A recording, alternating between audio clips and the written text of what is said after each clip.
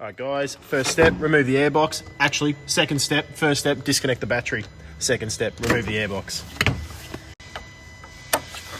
Next step, 4 10mm or M6 nuts that are holding the ECU to the body of the car. Undo those 4 nuts.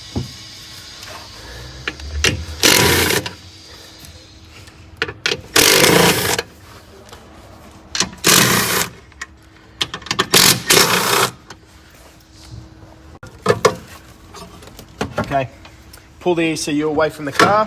You'll notice that there's 3 plugs on the computer itself. Push the top tab in and the lever down to remove the plugs.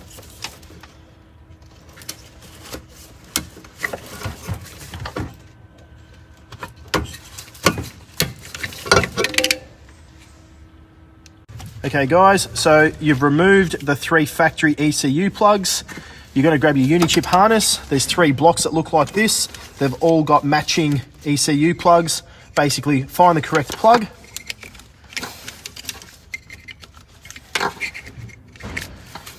They're all keywayed, so they'll only fit in 1 plug. Same thing, just do the opposite. Pull the lever up, lock it into place. Do that to all 3. Plug the other side, which is the corresponding Unichip side. Here, again, find the correct plug on the computer. Plug it in, lock it down.